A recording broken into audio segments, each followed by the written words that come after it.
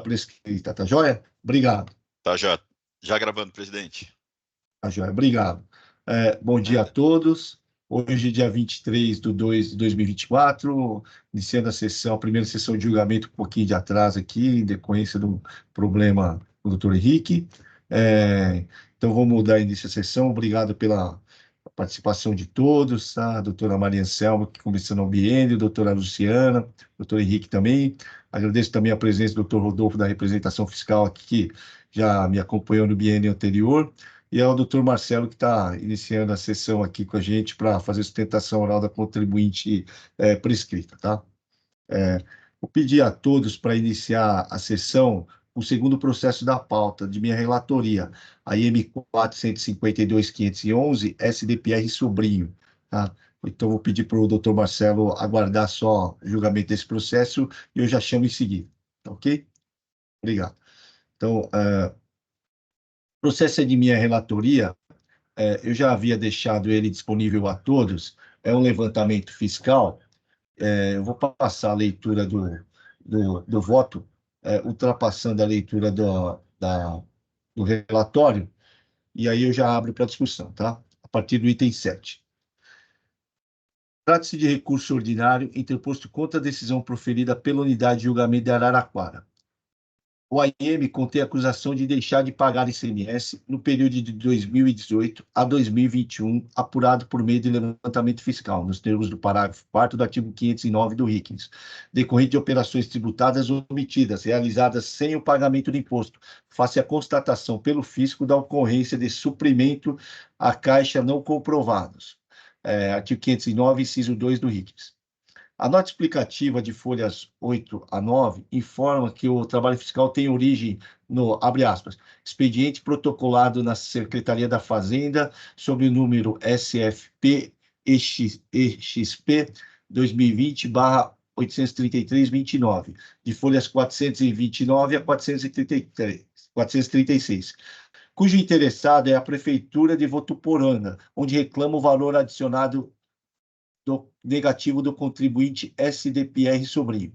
No expediente, a Prefeitura de Votuporanga descreve que o sistema de valor adicionado, EDIPAM, indica valores de entradas muito acima dos valores de saída, havendo suspeita de omissão quanto à emissão de notas fiscais e vendas. Ainda, a nota explicativa de folhas 8 a 9 detalha o trabalho fiscal, com análise e cruzamento de informações constantes nos exercícios fiscais, que concluíram a existência de crescimento ano a ano da conta estoque, com reflexo no suprimento de caixa por meio de empréstimos de pessoa física e jurídica, que totalizaram o valor de R$ 11.393.900. Diante do cenário, a contribuinte foi notificada a apresentar documentos que suportem os empréstimos, tais como contrato de mútuo, capacidade financeira de quem emprestou, identificação das pessoas físicas e jurídicas, entre outros. Informa o fisco as folhas 9 que, diz o fisco, em resposta, a contribuinte informou, abre aspas, que a empresa não possui outros documentos, senão o próprio livro-razão, devidamente escriturada, e que demonstra os empréstimos realizados nos anos 2018 a 2021, lançado na conta passivo, contas a pagar. Pela resposta, o contribuinte não comprovou os suprimentos de caixa, portanto, presume-se que tais operações decorram de omissão de operações tributáveis, sem o pagamento de imposto, artigo 509 e 509-A, inciso 2 do RICNS, fecha aspas. Continuo no voto. A primeira instância manteve integralmente a acusação. No apelo recursal de folhas 484 a 491, inexiste razão de mérito ou prova que demonstre a origem dos lançamentos de suprimento de caixa, empréstimos de pessoa física e jurídica. As razões do recurso ordinário, assim como na defesa, se limitam a alegar invalidade do AIM por nulidade do procedimento de fiscalização. Não identifico a nulidade ventilada. Os documentos constantes nos autos demonstram que a fiscalização foi realizada em cumprimento da OSF, Ordem de Fiscalização, número 08.0.03304/20, dígito 9. Como mencionado na decisão requerida, o prazo de 90 dias disposto no inciso 7º do artigo 5º da Lei Complementar 939/2003 garante o restabelecimento da espontaneidade. O mencionado dispositivo legal não impede a lavratura do AIM em data anterior, em data posterior. O que se garante é o direito de que, transcorrido o prazo de 90 dias a partir do início da fiscalização, sem a lavratura do AIM, a contribuinte possa ser utilizada a denúncia espontânea novamente.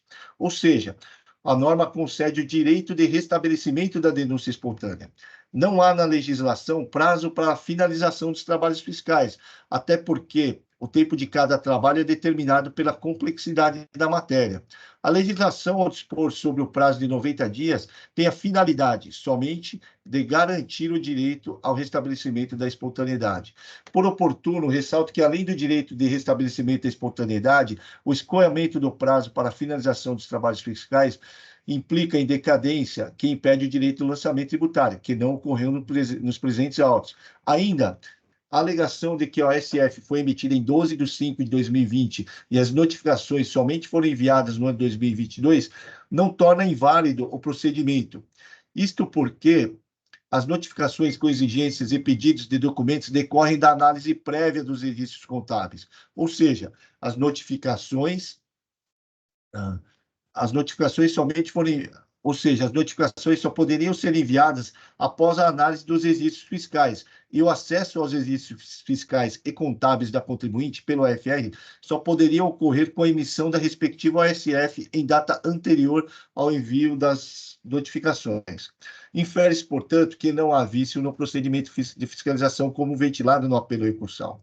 No mais, o AIM está devidamente instruído com documentos que demonstram a conduta infracional conforme enunciado pela decisão recorrida. Vejamos, diz a decisão recorrida, que o AIM está instruído com os seguintes documentos: demonstrativo de débito fiscal, quadros 1 e 2, e demonstrativo para pagamento após a confissão irretratável, quadro 3, entrega o AIM.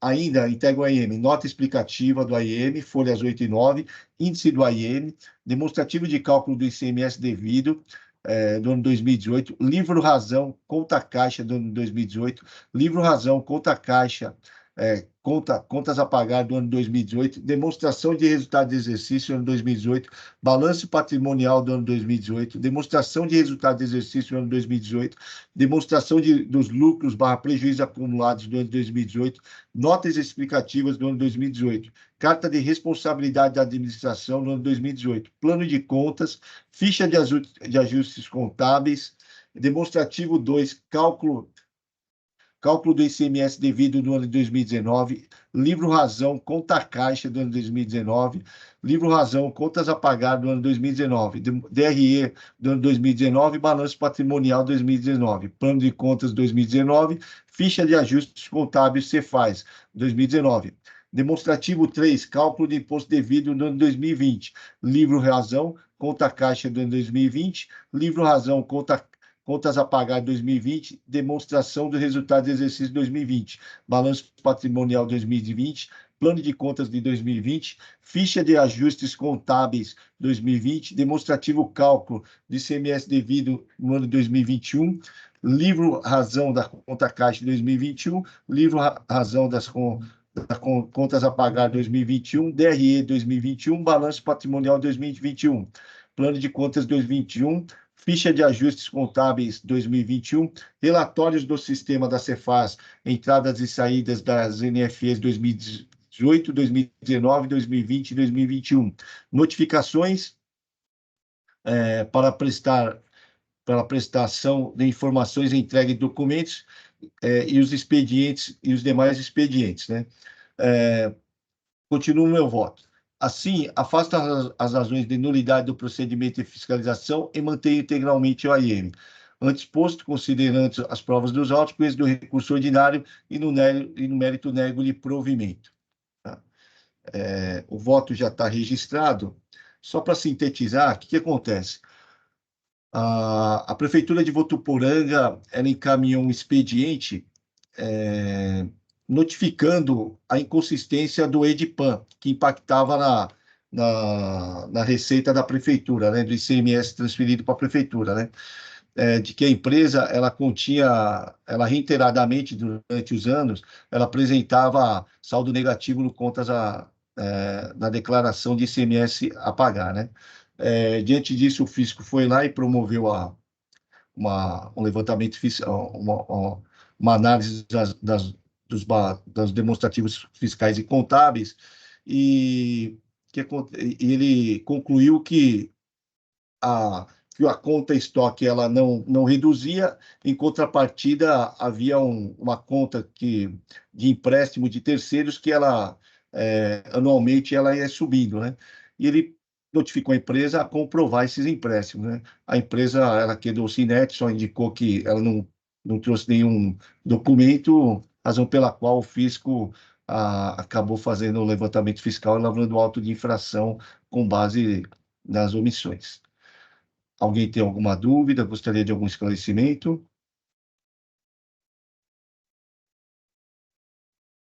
Doutora Maria Anselmo está com o microfone desligado. Não, presidente, não é nenhuma dúvida, mas só mesmo uma aplicação do...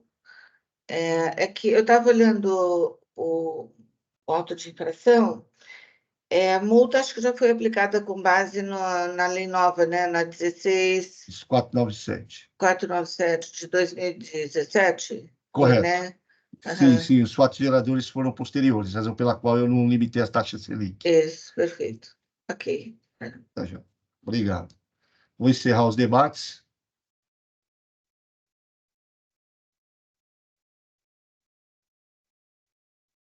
Verificando o quórum.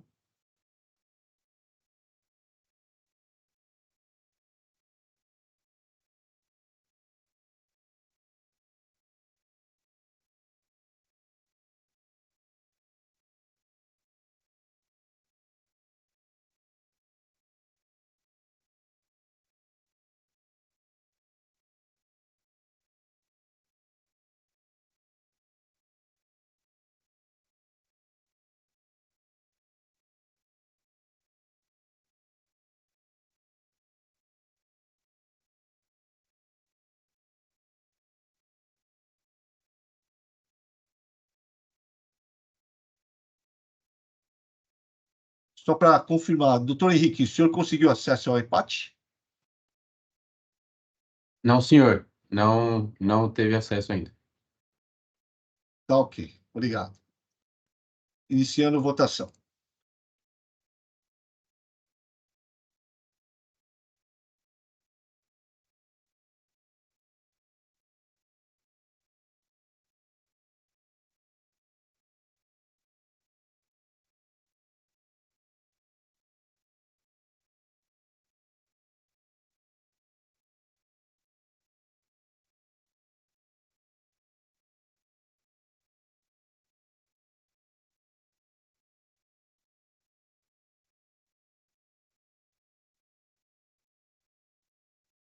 Encerrado o julgamento do AM 452.511, SDPR Sobrinho, recurso ordinário conhecido e não provido, decisão unânime nos termos do voto do relator. Segundo o processo da pauta, IM 451.048, prescrita medicamentos limitado, é um recurso misto, recurso ordinário e recurso de ofício, processo de minha relatoria. O doutor Marcelo está presente para fazer sustentação oral.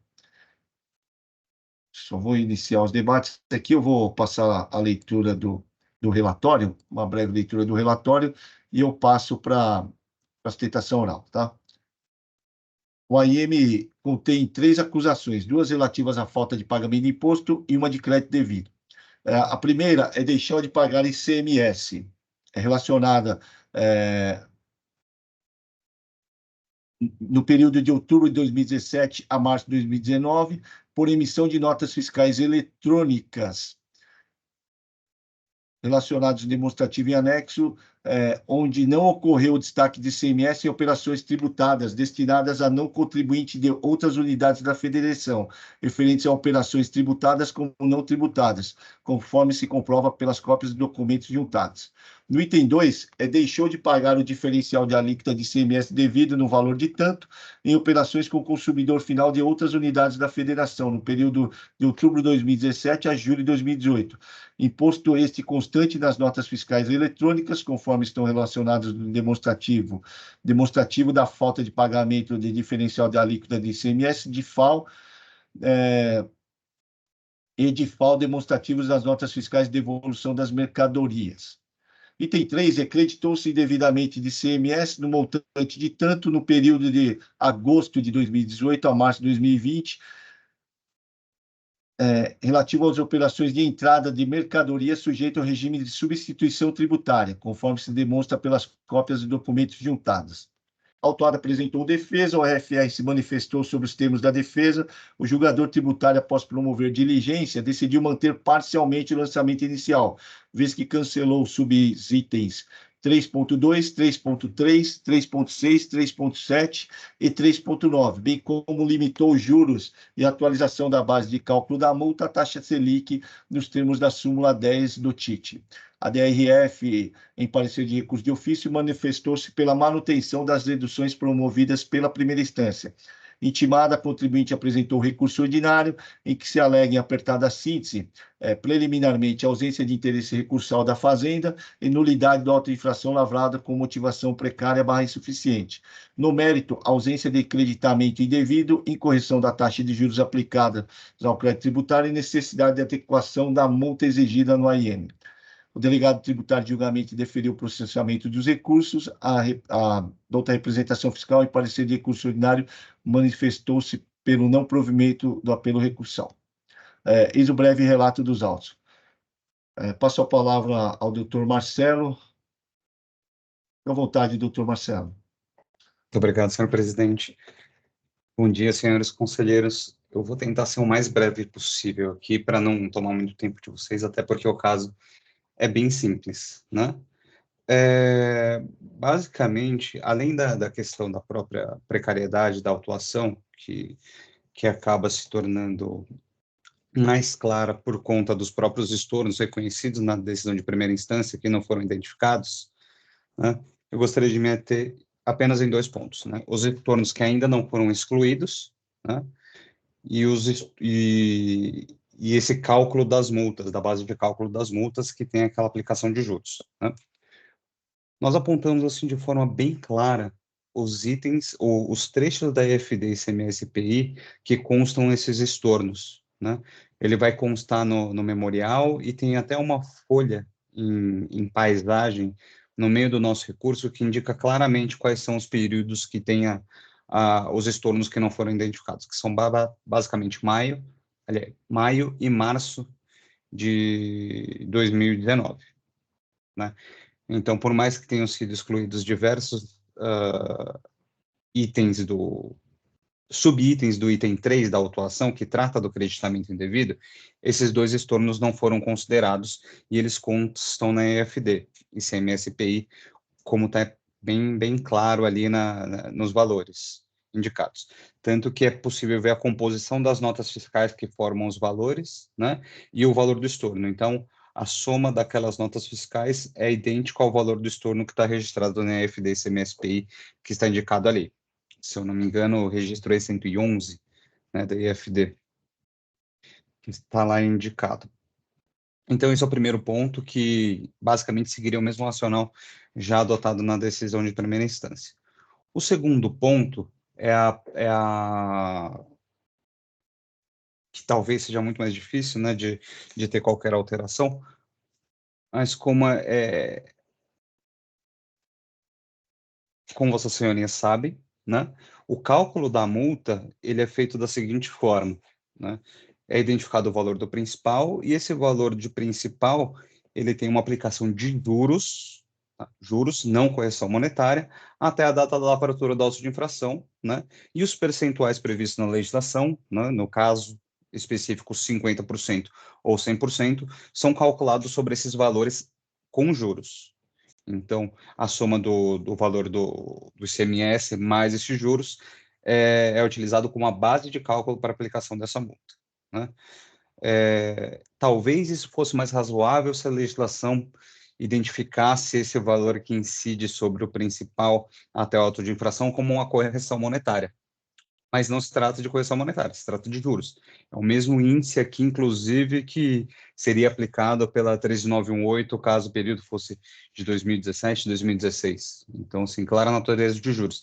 E dali em diante, claro, né, pela própria Selic, como como se sabe, tem natureza híbrida de correção monetária e juros. Então, não faz qualquer sentido ter uma aplicação de juros na base de cálculo da multa, né?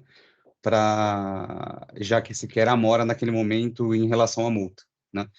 E é curioso porque isso gera uma situação ainda pior do que o normal, porque esse juros que é calculado antes do auto de infração acaba virando a própria multa. Então, dali para frente, acaba tendo uma incidência de multa, de juros, sobre multa e juros. Então, acaba existindo uma incidência indireta de juros sobre juros, que também é bem maléfica, né, e deve ser evitada. Então, esse ponto também gostaria de deixar claro. Muito obrigado pela atenção de vocês. Eu só queria deixar claro esses 2 pontos. Ok, doutor, obrigado pela sustentação oral, breve sustentação oral. Tá? O voto também já estava disponível. Eu vou passar a leitura do voto. Está no item 7, tá? Trata-se de recurso de ofício e ordinário interpostos contra a decisão proferida pela Unidade de Julgamento de Guarulhos. O AIM contém 3 acusações. Item 1, deixar de pagar ICMS por emissão de notas fiscais eletrônicas, em que não ocorreu destaque de ICMS em operações tributadas destinadas a não contribuintes de outras unidades da Federação. Item 2, deixar de pagar o diferencial de alíquota do ICMS em operações com o consumidor final de outras unidades da Federação. Item 3, creditou-se indevidamente de ICMS relativo à operação de entradas de mercadorias sujeitas ao regime de substituição tributária. O julgador de primeira instância manteve integralmente as acusações dos itens 1 e 2 e parcialmente o item 3, cancelamento dos subitens 3.2, 3.3, 3.6, 3.7 e 3.9, bem como limitou os juros e a atualização da base de cálculo da multa à taxa Selic nos termos da súmula 10 do TIT. Recurso de ofício. A limitação dos juros à taxa Selic na atualização da base de cálculo da multa tem como fundamento a súmula 10 deste TIT, na sua versão revisada. O artigo 52 da Lei 13.457 de 2009 dispõe expressamente que a súmula, abre aspas, terá caráter vinculante a partir da sua publicação no âmbito dos órgãos de julgamento das delegacias tributárias de julgamento e do Tribunal de Impostos e Taxas, fecha aspas. Assim, a decisão recorrida nesse ponto deve ser mantida. Com relação aos cancelamentos dos subitens 3.2, 3.3, 3.6, 3.7 e 3.9, observe que a decisão tem como fundamento a apresentação de prova do respectivo estorno nas GIAs dos valores creditados. O AFR, na manifestação fiscal e no cumprimento da diligência, se manifestou favorável ao cancelamento dos subitens. O mesmo entendimento foi exarado pela DRF no parecer de recurso de ofício. Assim, não havendo controvérsia, mantém o cancelamento dos subitens 3.2, 3.3, 3.6, 3.7 e 3.9. Destarte com isso do recurso de ofício e no mérito nego de provimento. Com relação ao recurso ordinário, de pronto afasta as preliminares. A preliminar de ausência de interesse recursal da Fazenda em relação ao recurso de ofício resta superada, tendo em vista o não provimento do recurso de ofício. Também afasta as razões preliminares trazidas no tópico nulidade do auto de infração lavrado com motivação precária / insuficiente, fecha aspas. O AIM está instruído com demonstrativos que permitem identificar os valores que compõem as acusações, bem como os documentos que serviram de suporte para o lançamento. Ademais, o AFR, na manifestação fiscal, informa que as constatações das infrações dos itens 1 e 2 têm origem em pedido de ressarcimento e que a autuada foi previamente notificada a informar a fundamentação do não destaque de ICMS em operações com o consumidor final. Vejamos, diz o AFR. A requerente parece que se esqueceu da quantidade das notificações que recebeu desde o início da ação fiscal, quando solicitou o ressarcimento de ICMS-ST através do processo número tal, no valor de tanto, relativo ao período de junho de 2016 a março de 2021, inclusive a datada de 21/9/2022, que solicitava a fundamentação para o não destaque do ICMS das operações com o consumidor final, relacionadas na planilha que acompanhou a respectiva notificação. Vale a menção que o próprio contribuinte desistiu do referido pedido de ressarcimento. As regras matrizes de incidência do ICMS das infrações descritas nos itens 1 e 2 do AIM encontram-se devidamente constituídas com as suas respectivas instruções probatórias. tanto que a requerente não as contestou em sua defesa, alegando simplesmente uma falta inexistente de motivação e suposta deficiência na fundamentação do crédito tributário. Fecha aspas. Continuo no meu voto. Ou seja, no curso do pedido de ressarcimento que ocorreu antes da lavratura do AIM, a autuada já tinha conhecimento de que o procedimento adotado estava em desconformidade com a legislação. Portanto, não há como acolher a tese de precariedade do lançamento. Com relação à acusação de crédito devido, também não há como acolher a preliminar, pois os documentos que instruem a AIM permitem identificar as razões pelas quais foi constituído o crédito tributário. Por oportuno, observe que a autuada, em sede defensiva, juntou documentos para afastar parte do item 3, o que demonstra o pleno domínio das razões que levaram a FR a constituir o crédito tributário. Assim, afasta as preliminares e passa ao mérito. De início, constato que o apelo recursal não contempla as razões de mérito para afastar as acusações dos itens 1 e 2, razão pela qual mantém integralmente a decisão recorrida, que decidiu manter os itens 1 e 2 nos seguintes termos: transcrevo parte da decisão recorrida, itens 16 a 21, que manteve integralmente a acusação, tá?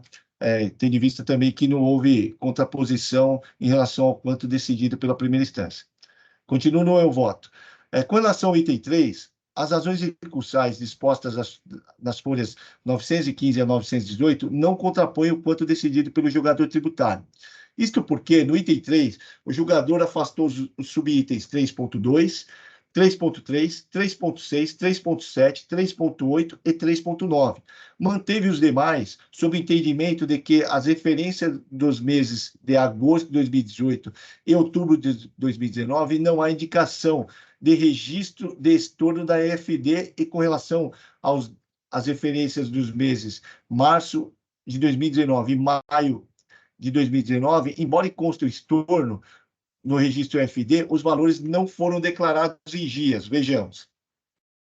Diz a primeira instância. Por outro lado, merecem prosperar os demais exigências fiscais incluídas em demonstrativo dos créditos indevidos do ICMS em operações sujeitas à substituição tributária. Para as referências de agosto de 2018 e outubro de 2019, sequer há indicação de registro do estorno na planilha EFD Reg E100 e 082, 018, 032, 020. Os valores exigidos pelo fisco também não foram estornados em dia.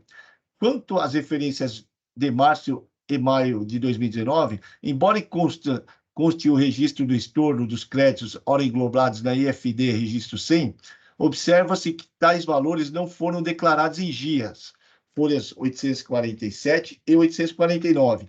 A inexistência dos estornos alegados pela autuada é ratificada pelo relatório das ocorrências das GIAs.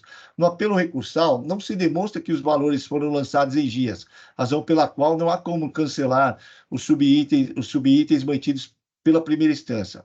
Alega-se a incorreção da taxa de juros aplicada ao crédito tributário, segundo a recorrente,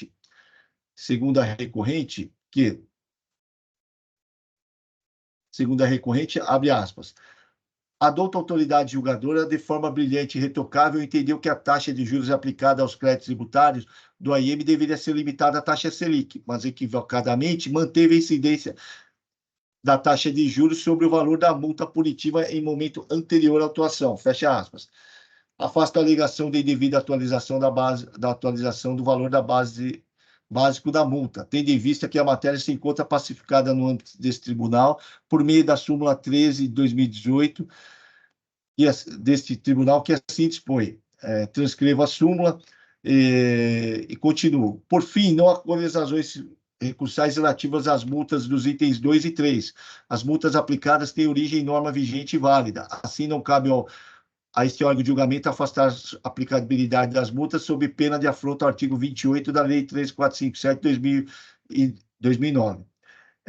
E concluo no meu voto. Antes posto, considerando as provas dos autos, com isso do recurso de ofício e ordinário, e no mérito nego-lhe provimento. Como o voto, senhores. Como eu já havia adiantado, o voto já estava disponível, muito embora a parte das operações tenham sido estornadas na FD, o fato é que as GIAs não contemplam o estorno, tá? A Secretaria da Fazenda está com um projeto de eliminação das GIAs, tá? Então, o que acontece?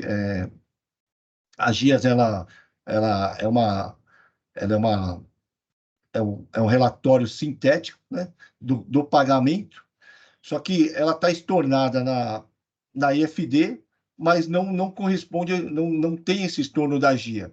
E a GIA, ela contempla o recolhimento do imposto, né? Então, muito embora lançado na FD, o aproveitamento do crédito foi mantido na GIA, né? Razão pela qual eu mantive as acusações. E o valor da atualização da base de cálculo, a matéria é simulada, razão pela qual eu conheci do recurso ordinário e neguei ele provimento também. Alguém tem alguma dúvida? O doutor Marcelo também está aqui para esclarecimento de fato. Eu abro para debates.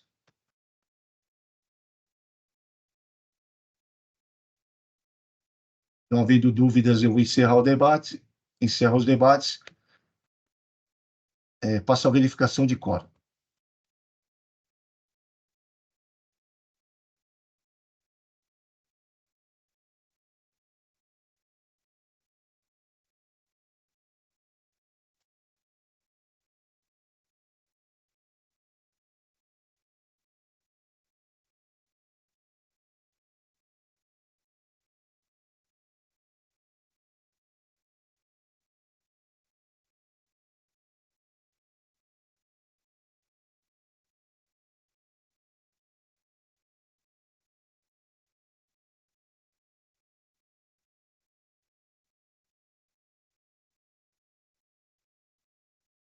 Em votação.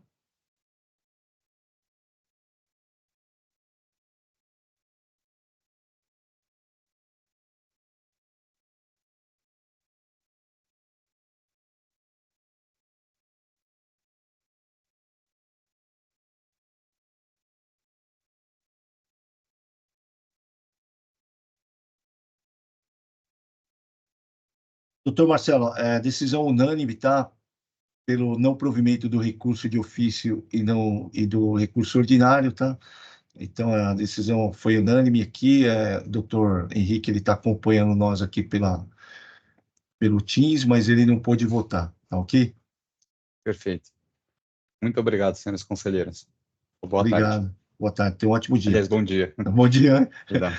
Começamos tarde, mas ainda é bom dia. É verdade. Tá Até aqui. mais. Com o julgamento desse processo, eu encerro a sessão de julgamento, tá? Peço a todos que aguardem o encerramento da gravação e da transmissão. Tenham todos um ótimo dia e um excelente final de semana.